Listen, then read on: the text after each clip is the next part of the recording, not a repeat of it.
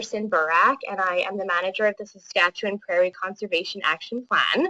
Every month, PCAP asks someone to present, either in the form of a webinar or an in-person talk at a particular venue, on anything to do with native prairie conservation or species at risk.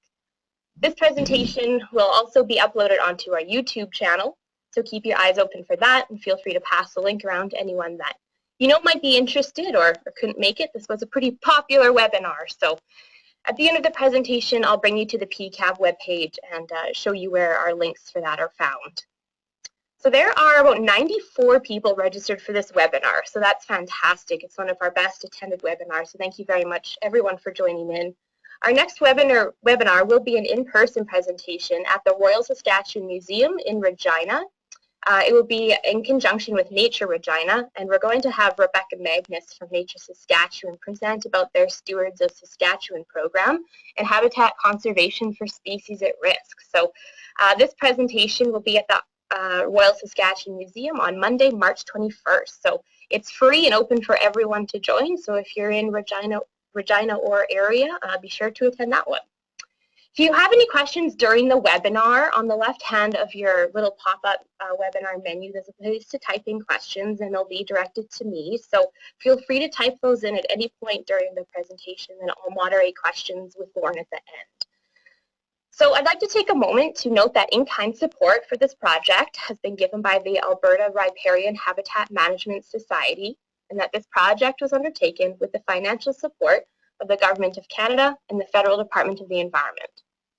Now, a bit about Lorne. Lorne grew up on a mixed farm in the Aspen Parkland of Alberta. He left the farm, but the experience of growing up in semi-wild circumstances never left him. He has been a biologist for over 40 years, working mostly in Alberta, but also in other parts of Canada and with some international experience.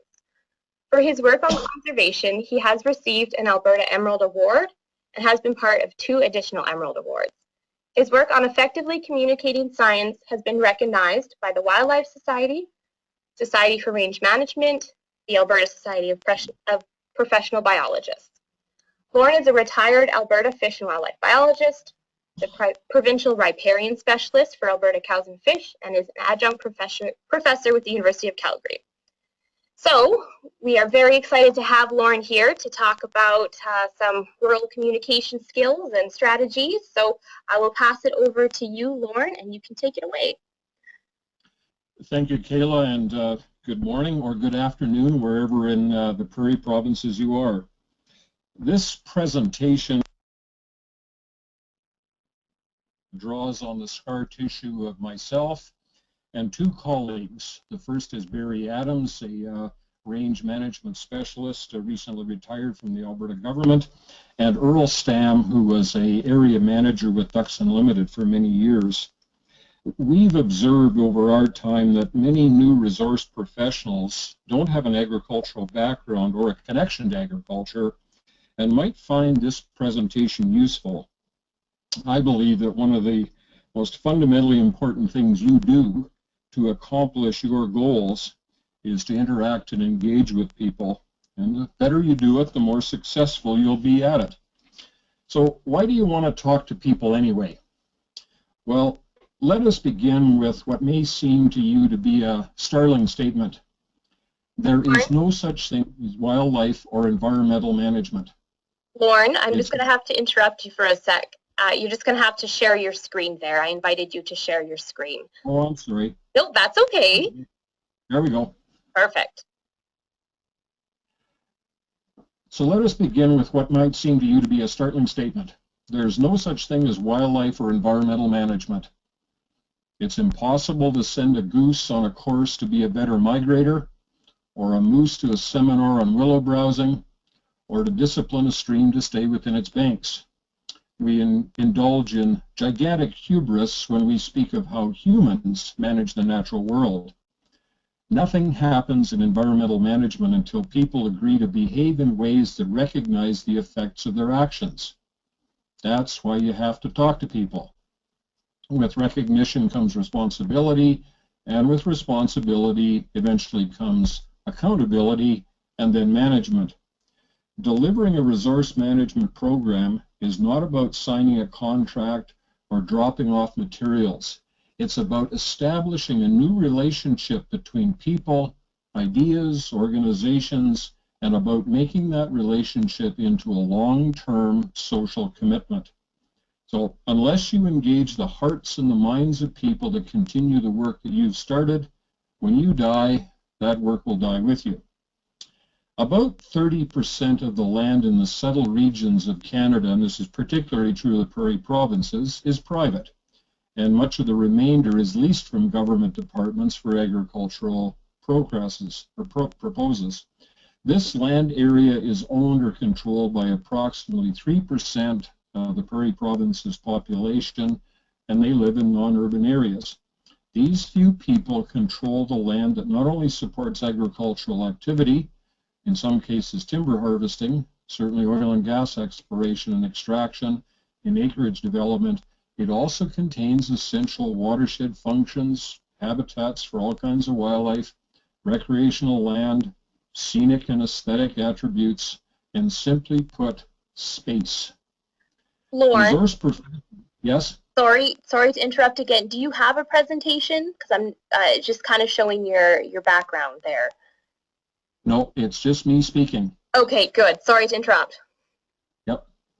So resource professionals who engage in management, in protection, in regulatory planning or extension activities have to interact with landowners. And for many, the prospect of this interaction causes anxiety. Well, sooner or later, you'll have to engage and influence landowners because they're the ones that have to adopt the resource and habitat programs. Some resource professionals are of the opinion that you should engage landowners sooner rather than later. There are two main sources of anxiety in meeting landowners. There's the stress of meeting strangers, and because there are so relatively few landowners, the success or failure of a program can hinge upon a very few personal interactions. This workshop is intended to avert much of this anxiety by preparing those working in resource management to successfully interact and engage landowners and other people one-on-one. So as an introduction to talking to people, let me suggest that it's important to know a bit about the people you'll be talking to. Malcolm Gladwell, in his book Blink, presents research that indicates that we make nearly instant assessments of people when we first meet them. In the process called thin slicing, we make unconscious and nearly instantaneous impressions of strangers. There's nothing wrong with that. It's likely helped our species survive through the generations. But in a professional sense, that innate ability sometimes needs to be tempered. As a resource delivery professional, you will meet people who your instinct tells you don't like for no reason that you can easily determine. It's just one of those feelings. But as a delivery person, you still have to deal with them. It seems to me that if you have a background that helps you see people for what they are to start with, if you use tools that allow you to be sympathetic to them, then you'll have a better chance of being able to work constructively with them. Resource professionals or resource delivery people sometimes have to deliver difficult, controversial, and challenging proposals. These following observations and guidelines are gleaned from a lifetime of reflection after being bit by dogs, door slammed, and bad-mouthed. So, let's begin by considering the landowner. This is the context of landowners and who are they and what do they do. So farmers and ranchers are people who pride themselves as being independent masters of their own fate, engaged in a worthwhile, honorable occupation. They are asked by society to do many things, not the least of which is to raise cheap food. They see themselves as poorly understood by the public for how they manage their properties, badly represented in the media, undercompensated for the products of their labor, and misunderstood about how they manage their properties. They see themselves, many do, as stewards of the land, but who are forced to make land use decisions in the context of sometimes harsh economic realities. To be successful, they have to have the skills of mechanics, heavy equipment operators, electricians, carpenters, veterinarians, accountants, psychologists, tax specialists, agrologists, gamblers, and weather predictors. Many have degrees in agriculture, in commerce, and other post-secondary education. Some of them represent multi-generational family operations that are imbued with tradition, acquired knowledge through trial and error, and inherited wisdom about how to manage their land base practically through the vagaries of weather and climate and markets. They also can rely on the status quo and on historical misconceptions to guide their management practices. Many have assumed huge debt loads shored up by property values and who may have to answer to financial institutions for their management plans. They are subjected to mixed messages from the media and agencies about the future of agriculture, and they have uncertain public and political support. And for many of them, they face the challenges of successional planning for operations that can be worth millions of dollars. I think you'll agree with me that there's a distinct seasonality to agricultural operations, which is important to understand. For example, it's about 110 days for many field crops from seed planting to harvest for farmers. A lot of bad things can happen in that interval. Frost, too much rain, drought, insects, hail, weeds, wind, and/or snow, sometimes all of the above. Modern agriculture has developed coping mechanisms to deal with some of these, and most of these mechanisms are interventionist. Farmers, and I'm using the term farmers here, often have a view of the natural world as a hostile place to be controlled. The livelihood of ranchers, and differentiating now between farmers and ranchers, their livelihood depends on 365 days a year of involvement in their operation. The process of raising livestock can also be interventionist, but relies more on natural systems where livestock harvest grass. Breeding stock is the capital and must be looked after year-round. For both farmers and ranchers, profitability is a function of the whim of markets, variability of precipitation, and their own management ability. And often it's based on escalating land value and not the value of agricultural commodities produced. So the background that I'm giving you is to help you understand that there are variable responses to outsiders, and you will be an outsider. Visitors can be a nuisance. They can take up time, they can disturb the pattern of the operation, they can disturb livestock, or they can do dumb things and require assistance. Visitors can be regarded as just one more of the bad things that happen on a farm or ranch, in the same category as frost, drought, insects, hail, weeds, wind, and/or snow. Visitors can be a threat by invoking regulation or suggesting a change in management from the familiar to the new and uncertain. They can cause concerns about fire, weeds, reaction of livestock to strangers, open gates, and liability for injury. But visitors can also be a diversion that creates interest. They are sometimes someone to visit with, a source of information, or entertainment. When you've been hired to deliver a program that seems to be a good thing, the product of years of work and thought by qualified professionals, that seems to be a good solution to a social or environmental problem, it's a hard thing to realize that people you have come to influence regard you as a nuisance or a threat. So now that you know something about your audience, let's consider what you might want to know about you. So this is the context of who you are. To the landowners you meet, you are both yourself and the face of the organization that you represent. Before you meet a landowner, you need to have a very clear understanding of the mandate, the goals, and the objectives, and as well the vision of the agency, organization, or group that you're representing.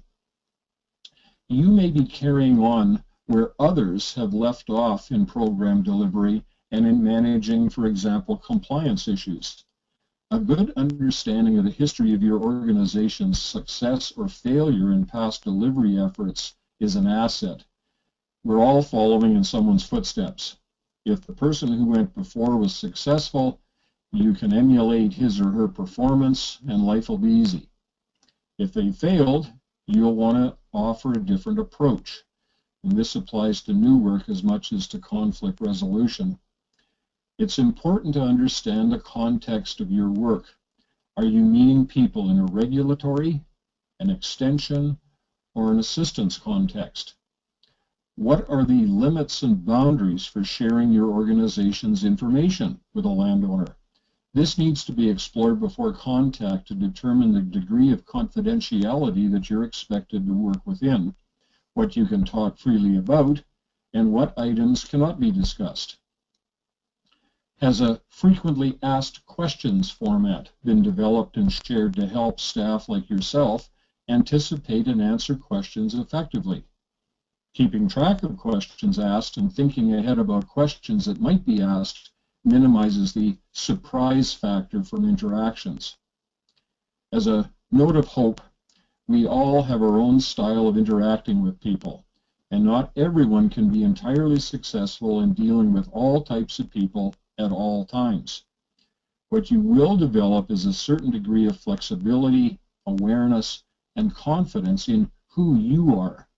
Inevitably, you'll have some days in which you'll meet people who are rude, abusive, and nasty.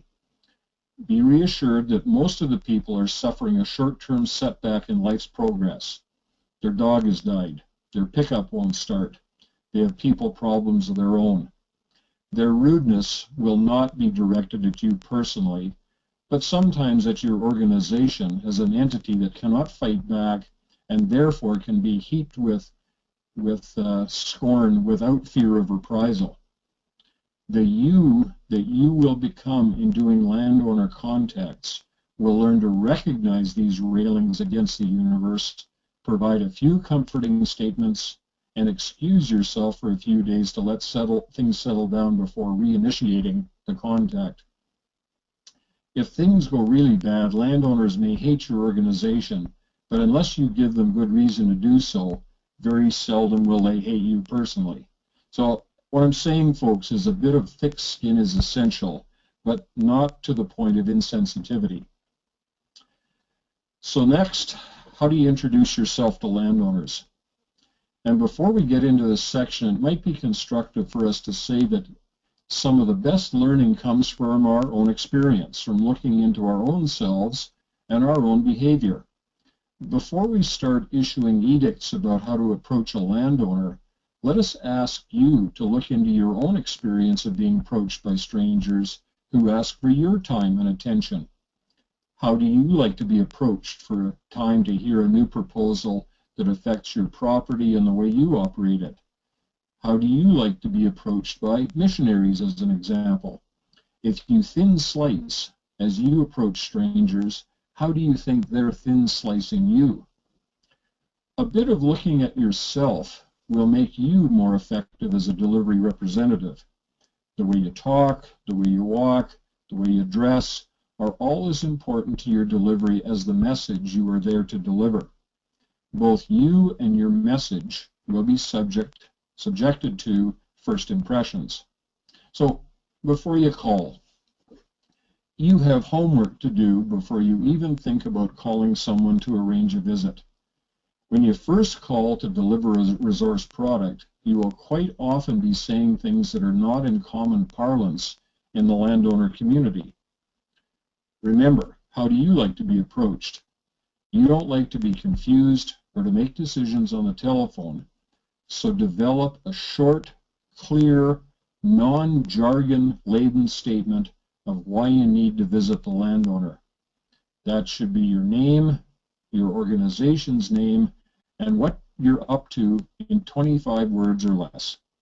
Make it concise, but not abrupt. The idea is to keep the conversation fairly short. Telephones are not really a good medium for an explanation of complex topics. So if you're going to call ahead, call early, a couple of days ahead of your intended visit. Choose the time that you make your call. Farm and ranch lives are lived at much the same schedule as everyone else. They're busy during the day and quite often in the evenings. So things to consider when setting a meeting time and place up is schedule in flexibility. Things will likely go better if you meet on their terms and time. You're the one being a nuisance to them, at least for that first meeting. Set up the need and the opportunity to meet. Give them a reason to welcome your visit.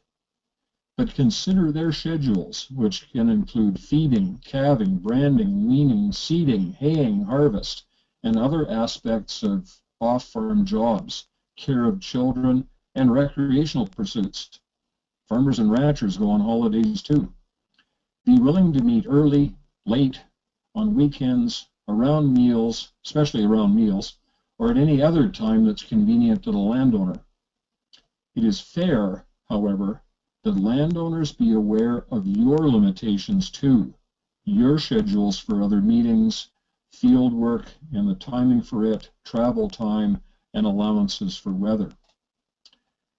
One more very important thing about calling a farm or a ranch. If the wife or another female answers the phone, talk to her. Don't ask for the husband or a male. Instead, explain what the call is about and let her determine if she can help you. In many operations, husbands and wives work as equal partners. You'll be treated with respect if you show respect for their abilities and status. Remember that the woman of the place spends a lot more time there than you do and has a lot more influence. If you make her mad, you may never know just why you never got on with that business on the property. Also, do not miss a meeting unless you're dying and have a note from your doctor. So, some tips on clarifying who you represent.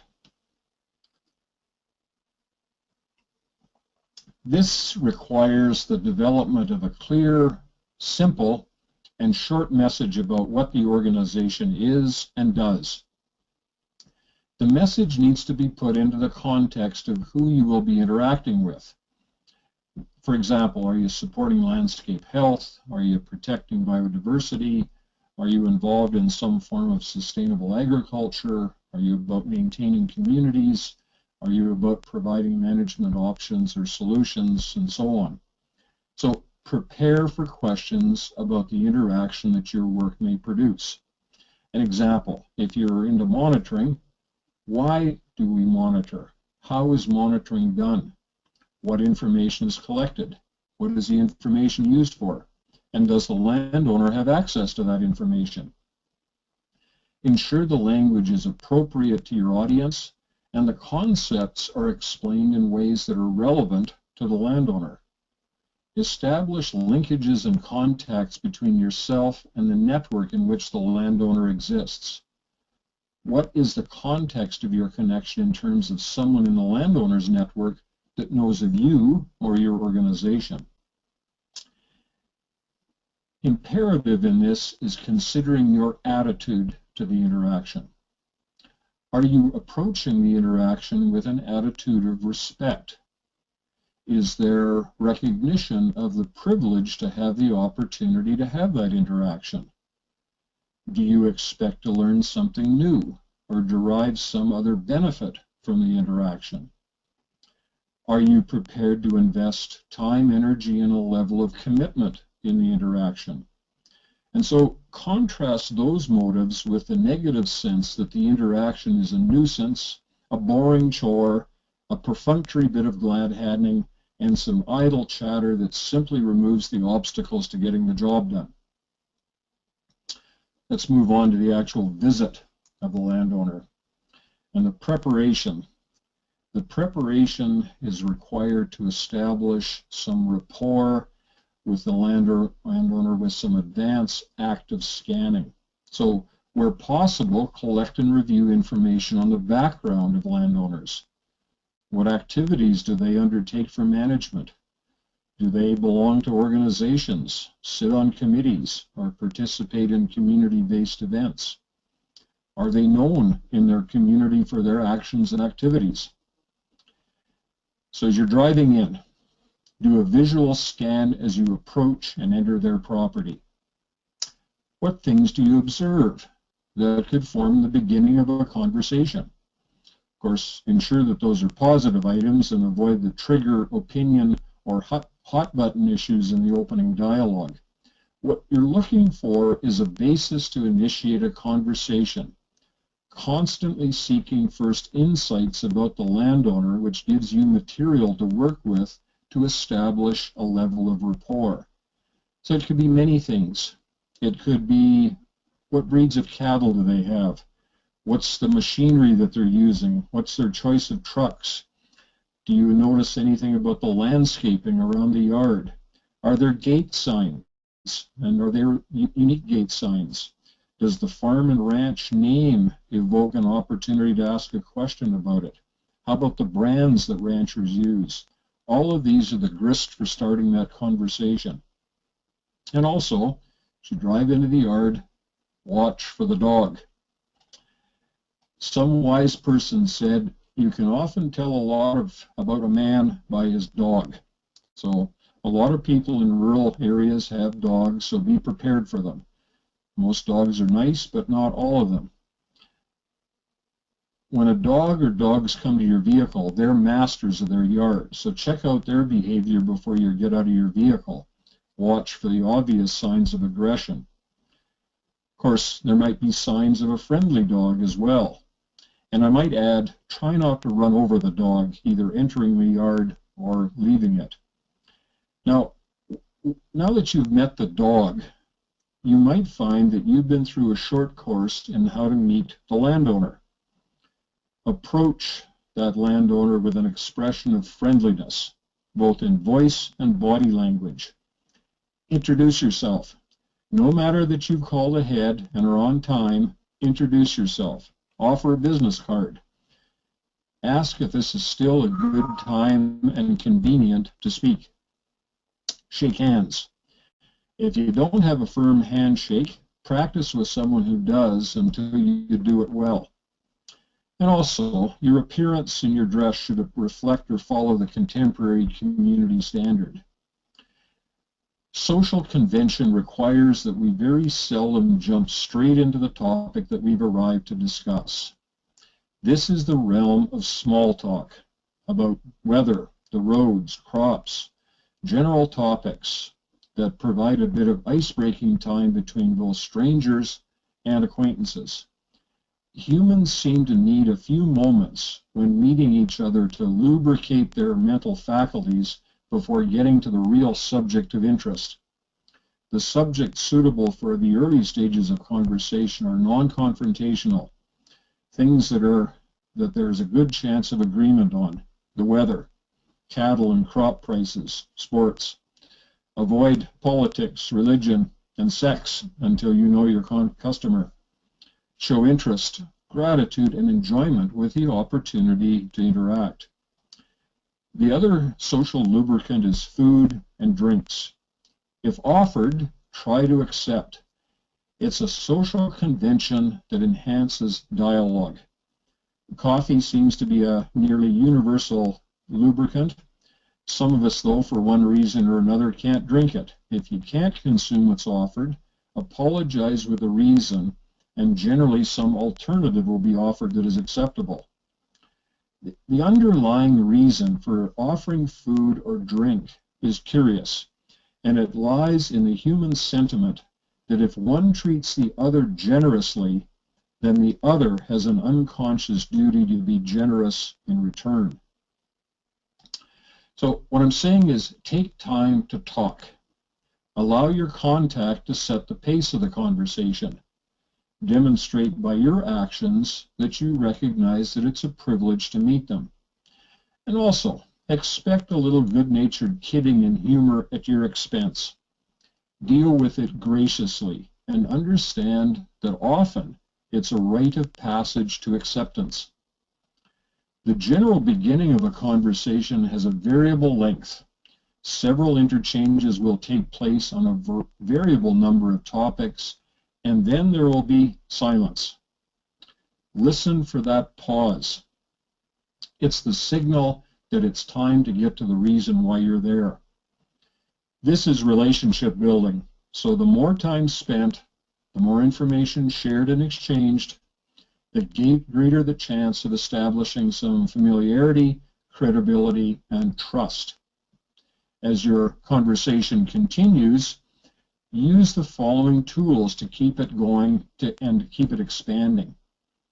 Formulate and ask questions that show interest in the family operation, in family members, in the activities that the family undertakes, the hobbies that they seem to have, their interests, the family history.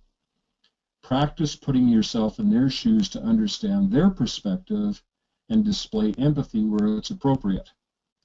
Be willing to share information about yourself, especially acknowledge ignorance, but display a willingness to learn and understand.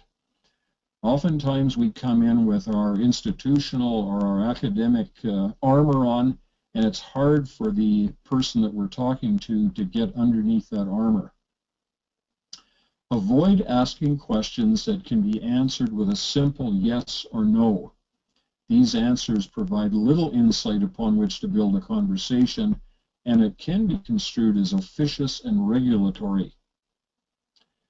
Things usually go well enough when you visit landowners, but just as a note, be aware of the language, the tone, and the body language of the other person. Without being paranoid, watch for any signs that the situation may be sliding into dangerous interaction. For your own safety, keep track of the feel and the sense of the interaction. If you feel uncomfortable, excuse yourself from the meeting. Taking time to talk, to interact on often unrelated subjects increases comfort levels and sets the stage for a dialogue on your point for the visit. Now, eventually, you'll get down to why you wanted to talk to that landowner. So, scan the conversation to determine opportunities to segue to your intent to meet. Tell them and remind them again what your objective is for this meeting. Determine their comfort level with proceeding and entertain any questions they may have about the reasons to meet. Let your sales pitch develop slowly.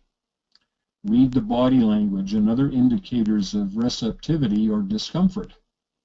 Deal quickly with misunderstandings, miscommunications, and achieve clarity on your expectations for the meeting. If they develop obvious, serious signs of discomfort, quickly evaluate this. Should I continue the conversation? Be prepared to negotiate to an endpoint of comfort for everyone. And again, reiterate, rephrase, and repeat to ensure clarity and to seek agreement. There is a time to ask for a decision, and there is a time not to ask for a decision. The rule is, don't ask if you don't pretty well know the answer. Be aware that once someone says no, it can be very difficult for them to get to change their mind back to yes. So when all is said and done, a successful interaction will have added value to both the participants. You both may well have new and objective insights into current situations. There are, of course, degrees of interaction. A first meeting will not likely conclude the affairs between you. As the relationship deepens, there will be greater communication, and when your program and the interests of the landowner come to coincide, there will be continuity of agreement on long-term issues and problems. The values that you can bring may be many, and you have to think about this in terms of how you would phrase this. Here are some examples of values that you can think about bringing. The ability to solve problems by facilitating the application of analytical and diagnostic skills. To deliver scientific knowledge in a form that's clear and can be accessed by the landowner. The ability to demonstrate practical ways to measure progress, for example, if they're making management changes. Could be to provide an ability and capability to recognize problems, especially do it in a distant early warning sense, and opportunities to solve those problems. Could be to be an advocate and a supporter of sustainable practices, especially when there are threats from other land uses. And this is one that we've done a lot of in Cows and Fish, is to package landowner experiences and knowledge. This ennobles and amplifies their message, which they might perceive as too ordinary to be of interest. It provides them with a recognition for sharing accomplishments with a wider audience. Now, this next section about interactions and interactive levels is aimed as much at the supervisors of delivery people as it is at the delivery people themselves, because it's important for supervisors to recognize that delivery of programs is more complicated than calling per later, although I'm sure many of them wish they could just do that. Field people face a whole realm of challenges and need considerable latitude of freedom in behavior, time, and resources. Program delivery is an exercise that can be paced but never rushed. One of the reasons many landowners dislike oil company activity is that their people tend to be in a rush and are seldom comfortable to be around. This may explain why, when you begin to deliver a new program, you might meet some initial resistance. There's no way around this. The question is, how do you deal with it? To start the process of meeting and eventually influencing your target audience, begin by bringing what we call the beads and blankets. The brochures, the fact sheets, the awareness documents, the weed lists, the plant identification guides, the articles, the references, the topographic maps, the aerial photos, the land ownership maps, the contact lists, and so on. And be prepared to leave them with the landowner. It's amazing in this technical time how many landowners do not have an up-to-date aerial photograph of their land or a quality plant identification guide. If you're talking about land, there's no better tool to engage landowner interest than a good photo of the area you want to discuss. So budget for it. Successful program delivery people follow the same general guidelines as successful missionaries. They are comfortable with themselves and comfortable with people, and they try to become part of the community. They have time, and they understand that behind every behavior is a positive intention. The landowner is making the best choice given what they know. Most landowners want to succeed and be successful. So, engage in active listening and questioning to bring out issues, challenges, solutions, and impediments. People only become comfortable with you when they believe that you understand the reasons for their present behavior. No one likes the feeling that they're being criticized without a chance to explain themselves. To get around that, ask open questions, the ones that cannot be answered yes or no, to allow them a route to explaining. It takes a bit of self-training to think in open-ended questions, but for an inspiration in how to do it, watch a good TV interviewer. Very seldom do they elicit a yes or no unless they're looking for conflict in the interview. The only time you will be learning is when the other person is talking, so let them talk and get them to talk. Guide the conversation of the meeting by providing a thinking pathway to answer those questions. The thinking pathway that I use in a whole variety of situations revolves around 4 questions. Where are we? That's the current status. Where do we want to be? That's the vision. How will we get there? That's the action part. And then, how will we tell we made it? Or did we make it? That's the monitoring and evaluation component. So by framing questions around those 4 questions, that gives you an opportunity to engage in that conversation and invite discussions about choices and opportunities. What's in the realm of the possible that you might be able to convince them to accomplish? So when it goes well, and often it does, follow through with your promises. And if you can't keep a promise, then advise your contact, the landowner, as soon as possible that you can't keep that promise. Arrange to maintain contact with the landowner through the changes that your program will make, so the landowner remains motivated, supportive, and coached towards a positive adoption of the new principles of behavior. As resource management proceeds and you succeed in influencing landowners, you may become part of the community. By talking to people and proposing changes, you're inviting yourself to be a neighbor, at least in part. Since you are there to do business, you'll want to assess how involved you need to be in the community to get them to make the changes that you think would be valuable for them to make. You're not likely to actually move into the community, but you will spend a significant amount of time in it as you visit with people and your program is adopted. So let us suggest that the best next thing to living with people is to behave like a neighbor when you're in the community. Neighbors help each other out in little ways.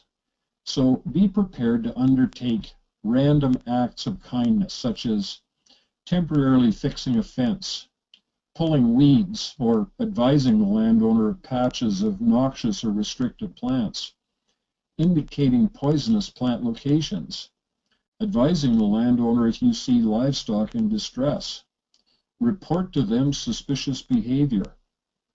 Of course, this all takes time and effort. We hope that you'll have supervisors who will allow you a bit more travel time, a bit longer to talk to people essential to your program, a bit of leeway when you do what you do in your work to match the seasonal functions of your audience, and when you are done your work, a test of your success in delivery is whether or not you've met the program. A test of your personal success in delivery is whether you can come back and have coffee with the landowners regardless of the success of the program. So let's move into something else, what I call common errors or irritants to landowners. What we hope has come out of our discussion so far is the idea of dealing with people consciously, of always being aware of the feelings and concerns of the people we are trying to deal with. Successful program delivery people typically share the trait of not being confrontational, which is not to say they are doormats, but they have evolved behaviors that allow them to be accepted by those that they seek to work with and influence. So this section is about things that tend to really set rural people on edge. Here's a compilation of things that you really need to try to avoid doing when you're conducting business in the country. Being in a hurry, or giving the impression of being in a hurry, is not seen as positive behavior. And often we do that by displaying visible signs of impatience with the landowner during discussions. Often by being unwilling to allow the landowner to set the tone and the rhythm for the conversation. An unwillingness to allow silence and pauses in a conversation. Sometimes it is a positive thing to think about your answer before you say it. Allow the landowner time to consider his responses, remembering that you may be presenting unfamiliar material or asking for a decision that he may not be entirely comfortable in making. Another bad bit of behavior is constant interruptions to a landowner's dialogue. That shows poor listening skills. Another arena where we get into trouble is displaying visible signs of ego and pretending absolute mastery of a subject area. We show that and we become unable to talk about a subject at the appropriate level, and we use inexplicable acronyms, jargon, and technical terms. We might lack a sense of decorum, of politeness and manners. And remember, people have incredibly long memories over slights, real or perceived, about injustices and bad behavior. It could be that we arrive at a conclusion without the benefit of dialogue with the landowner, and that exhibits that we're overly opinionated. And it could be that we're just being overly critical of a landowner or of local management practices, Could be that we're dismissive or contemptuous of their knowledge of landscapes, of ecological processes, and wildlife ecology. It's easy sometimes to want to provide information, perhaps too much information, and that could get us into the syndrome of talking out of school about other landowners, about other agency staff, and other initiatives. The real art of conversation is not only to say the right things at the right time, but also to leave unsaid the wrong things at a tempting moment. There could be an inability, real or otherwise, sometimes perceived, to show respect and deference to landowners. And that often happens when we fail to follow through with promises, which creates the impression that people are told what they want to hear with no commitment on our part for the follow-through.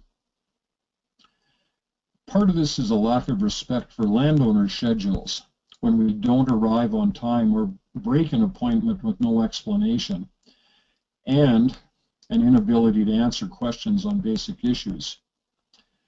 Some of it's about a lack of respect for landowners' property, not asking permission to use trails, failure to keep to a trail with a vehicle, parking where it impedes agricultural operations, parking where it might produce a fire risk, or not providing to the landowner vehicle descriptions and license numbers so that he knows who's on his land. Could also involve harassing livestock, real or perceived, could be running over the dog, and also driving at excessive speeds on private drives and in yards. Until you get to really know the landowner, something that gets the landowner's nose out of joint is being nosy about their business. And lastly, because landowners and farmers and ranchers are hardworking people, it's a failure to display a positive work ethic. Now, I'm going to talk here briefly about situations involving conflict. We all get into trouble, though we seldom mean to. Sometimes it's delivered to us through people not understanding. In other words, I thought you said, or changing their minds after they talk to still other people. Well, so-and-so said this and that. Sometimes trouble comes to us through our own oversights or mistaken assumptions. I was sure they understood. As much as we try and minimize conflict, working in program delivery, it seems to be the way of the world that we will sometimes be found wanting by those we work with. So knowing that strife is coming your way eventually, here are a few brief ideas about how to deal with it. Don't think in terms of minimizing trouble. Grasp your conflict situation and deal with it. Listen to the landowner's concern and ask open questions to determine the root of the conflict before proceeding with the discussion. If you have a chance to prepare for that discussion, consult whatever you need to provide clarity to the situation. And remember, remain calm, collected, and do not display anger. You may have to allow the landowner a period of venting and ranting. Often nothing can be accomplished until they've had that opportunity to exhaust themselves on that subject. Remember, they've been stewing over this problem and talking to themselves about it for some time. And it's sometimes amazing what people can talk themselves into believing. You may want to consider taking notes during the meeting, showing that you're really listening to what's being said. And remember, remain calm, collected, and do not display anger.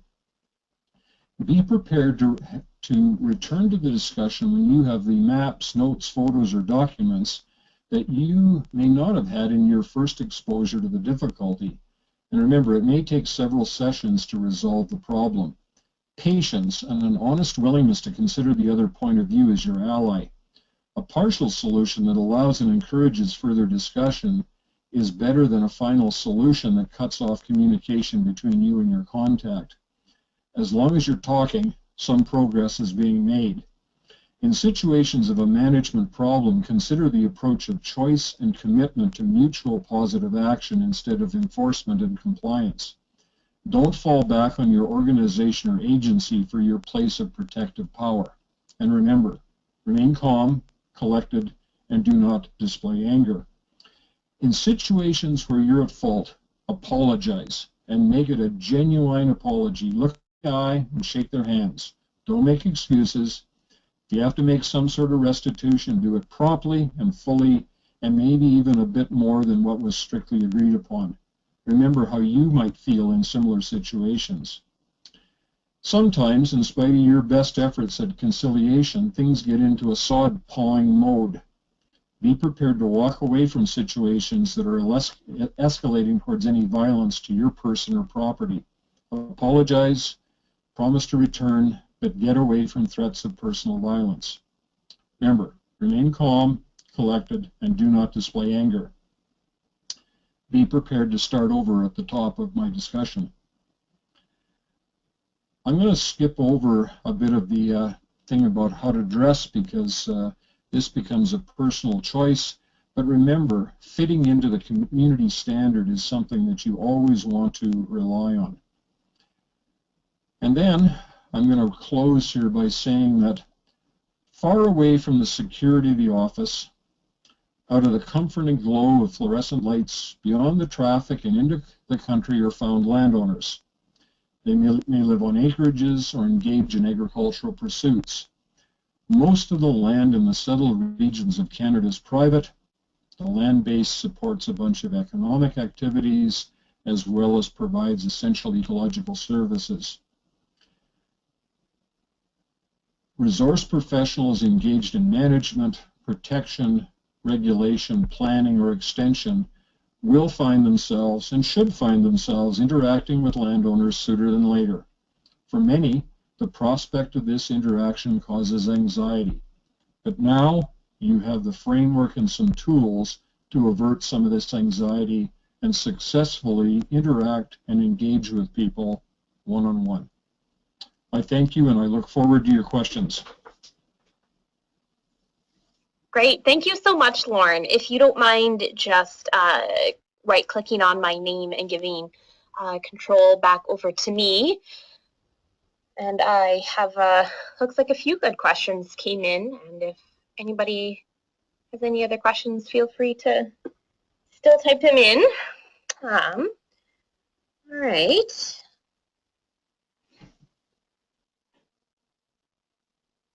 All right, there was a question that came in. Interesting point you made. High percentage of land controlled by low percentage of residents. Did he calculate from a census? I'd like to calculate the same number for my research. Do you have a comment about that? I'm not sure where that statistic came from, but I suspect it came from an old presentation delivered years ago as part of the Prairie Conservation and Endangered Species workshops. Well, there you go. And I must admit I don't remember the source of that, but I wrote it down diligently without the reference. Oh, that's okay. Maybe it'll pop into your mind at some point if you remembered where you got it. But I'm sure using rural census data would provide that same sense. Fair enough. Okay. Another question, how well are written questionnaires received? I have a project that requires me to gather information from farmers about their ongoing practices on leased lands. Instead of multiple phone calls to farmers, I would like to create a questionnaire to gather the details once a year. Do you think it will be well received? My sense of written questionnaires is that their success or your success in getting answers to them is often more based on whether the landowners to who you send these questionnaires are aware of your initiative and you. And so you create that connection, maybe even that relationship, and so they feel that they have to provide some response. Otherwise, it becomes just another bit of junk mail in the mail. Good point. Okay. Another question.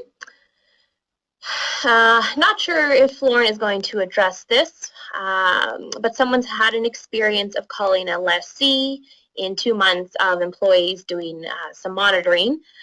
The lessee had some quote-unquote sexist remarks that raised a bit of a red flag, Any chance, Lorne, you can address the power imbalance between male landowners, ranchers, and young female monitors? That's an interesting question, and I think you kind of alluded to the topic itself in saying, you know, if a female answers the phone at a farmhouse, to not automatically ask for the male of the house. But I don't know if that's something you want to touch on or not, Lorne.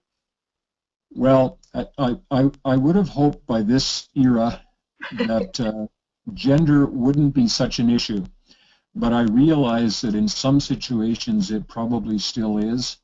And in the situation described, I would invite the young female agrologist or biologist to take this up with her supervisor, and for the supervisor to deal with the leaseholder, because this is not behavior that should be countenanced. There should be a cost to that sort of behavior.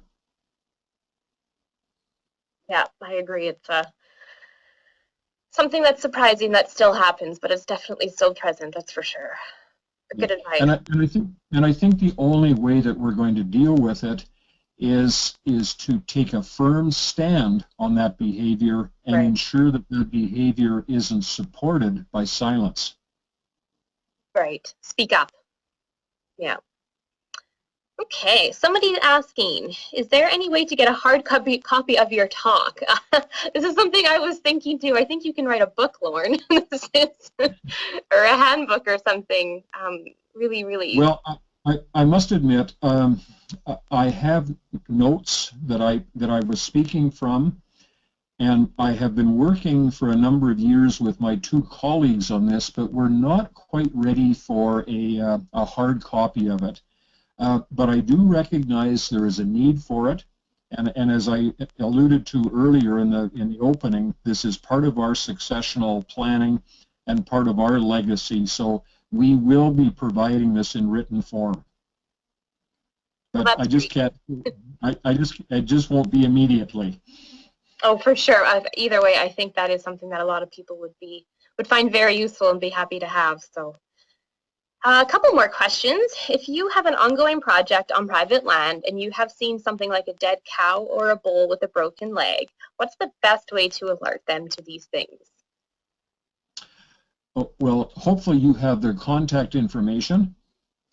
And I guess if the animal is dead, there isn't a sense of urgency at that point in time.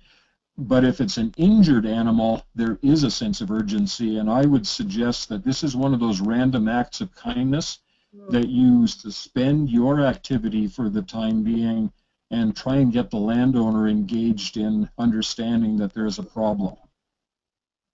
Right. Good point. All right, looks like we have one more question. If anybody has another question, please feel free to type it in. We still have a couple minutes. What is your advice, Lorne, for cold calls with egg producers? Are they effective for delivering programs?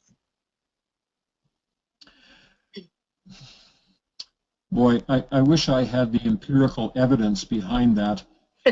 I think it largely depends on your success as a speaker to very quickly help the listener understand who you are, why they might want to listen to you a little bit longer, and the right message to connect with them. So it's not necessarily about a cold call. It's about whether or not you're successful in talking through the coldness of the call to get to a warming point where the landowner or the person on the other end of the phone is willing to spend some time to talk to you. Right. So this is where you want to practice your stage voice. Practice before actually undertaking it. That's right. Good advice. A couple more questions coming in. Is it beneficial to assist the landowner with issues with other agencies, government or stewardship agencies that are outside of your program? Interesting question. To the extent that it might be impeding progress with your initiative, yes. To the degree that you may know people in agencies, you have a personal connection, and if you can suggest ways that a particular thing can be resolved, yes. but it is a slippery slope of getting too involved and getting beyond your mandate. So I would suggest that it's something you have to be cautious about in terms of how much time and effort and personal connection you put on the line. Right. Makes sense. When first gathering information about a community and the landowners in that area, what sources of information should we look at first? It's a good question too. Well, the first source is, do you know of anyone who has a connection with that community? You know, and all of us, if we think through the connections that we have, probably have a connection. You know, it could be the ag fieldman for the county or the municipality. It could be the weed control person. It could be a neighbor. It could be a fish and wildlife officer. It could be a local biologist. You know, this is where we have to start developing our own intelligence networks. And then based on that, you know, find out from them whether or not there are other ways of learning about the community. Does the community have a newsletter? Are community activities noted in the weekly newspaper of the area? Are there bulletin boards about community activities? These are the ways that we gain our critical intelligence initially, and then once we're on the inside, we continue to glean information from all of those contacts. Good. I think that's a helpful answer for sure. Lots of different approaches. Any advice on introducing landowners to the concept of a farm sanctuary that would effectively engage the local community members? A farm sanctuary. I'm not completely certain what a farm sanctuary would be, other than, you know, is it putting aside an old homestead? Is it putting aside a shelter belt? Is it creating you know, an area where no land uses are done? Right. I think, yeah, I'm not quite sure either. So if that person wants to type in maybe a little bit of an explanation, we can come back to it. But we do have one more question here. Any advice how to address landowners where you become put in the middle of an argument between industry and the landowner? That's a good question. Extricate yourself from the middle. Unless your role is to be a mediator, get out of that role. But on the other side of the coin, if the activity, for example, if it's an oil and gas play in an area, the landowner is concerned because that oil and gas play is going to occur on native rangeland, you know, there are a range of opportunities for you to talk with that landowner about the advice that he might need to minimize the impact of oil and gas development, to provide the right kind of reclamation or restoration, to site them so that they don't harm critical areas either from a watershed or a wildlife perspective or from the landowner's agricultural operation. And so that's the sort of stuff that I think adds value to your connection with the landowner without becoming a mediator between the two factions. Good answer. Tough situation. One last question. Is it seen as pandering to bring baked goods to an initial or subsequent meetings as a thank you? Absolutely, and I recommend it every time. I think the other thing too is that, you know, I spoke about beads and blankets, and sometimes it's just a show of goodwill to bring a bag of donuts to a meeting with a landowner, and you know, it's amazing the sort of things that will do to grease the skids for a conversation. Yeah, I don't think anyone would argue with that. Here, a little explanation with the farm sanctuary. A farm sanctuary is a space for farmed animals to live out their full and natural lives free from harm. It creates environmental stewardship. Any advice on how to introduce this to community members? Interesting topic. Well, you know, from my personal background, my dad came out of the horse and the steam engine era of farming, And when I was growing up as a kid, we still had 2 farm horses that were allowed to live out their lives on the farm. And so I have an empathy for that. I understand that there are many more animals out there than we can actually deal with. And I think my only concern, and it would have to be an ecological one, is when we create these sanctuaries, do we overload them beyond their carrying capacity with livestock, for example, and create a bit of a problem from that perspective, because with overuse comes weeds and erosion and things like that. So I think my answer would be ecological rather than emotional.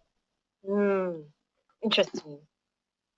All right, I've said this 5 times now, but this last question is, I think, really important, and then I'm going to cut it off. And if you have any follow-up questions for Lorne, if you didn't get a chance to ask a question, or if you want to follow up with him about anything, you will be getting a follow-up email tomorrow that will have his email address in there. So feel free to follow up with Lorne with anything. One last question. Do you feel it is necessary to always contact landowners before setting foot on their land, even if you are only taking photos on their land for pre-site assessments? I think it's just neighborliness to make sure that the landowner knows that you're in the area. And I think it depends on your level of interaction with that landowner. There may come a time in the relationship that you have with a landowner or a leaseholder that they say, we know what you're doing. Don't bother us anymore. Just come when you want to. And I think that's the goal that you inevitably want to have with a landowner, is that sort of a relationship. Excellent. Great. Well, if you just pass control back over to me, Lorne, I'm just going to show everyone where the links to our presentations are posted on our PCAP webpage. Just remind me how to do that. Yeah, if you just find my name in the attendees box. Yep. And then right-click on my name, and then make presenter. Got it. Perfect. Wonderful. Thank you. All right. So the links to our speaker series webinars are posted on our webpage here, pcap-sk.org. And under the Communications tab, go to SK-PCAP Native Prairie Speaker Series, and all the links to our past webinars are posted here, as well as our advertisements for the upcoming webinars. You can see our March 21st poster at the Royal Saskatchewan Museum posted there. And just a little reminder, Lorne mentioned the Prairie Conservation Endangered Species Conference before. Well, PCAP is hosting the one this year, and it'll be in Saskatoon next week. So it's not too late to register. You can register up until February 16th. So give me a shout or an email if you have any questions about that. And feel free to pass that information on. And like I mentioned before, Lorne's email will be included in the follow-up email that you'll get tomorrow. You will also get emailed a survey with 3 or 4 short questions, and if you could just take a couple minutes to answer those, that would be very helpful for our funding requirements. Again, I'd like to thank the in-kind support for this project that was given by the Alberta Riparian Habitat Management Society, and that this project was undertaken with the financial support of the Government of Canada and the Federal Department of the Environment. So stay tuned if you're in the Regina area on March 21st for our in-person talk. Was in conjunction with the Nature Regina meeting, and I'd like to extend a great big thank you to Lorne for joining us today. It's a topic that can be extended to across many fields, not just biologists, and I know I learned a lot of things, and I hope everyone else did too. So thank you very much, Lorne, for joining us. More than welcome. Great. See you next week. Sorry? See you next week. Yeah, you bet. Thank you, everyone. Have a good day.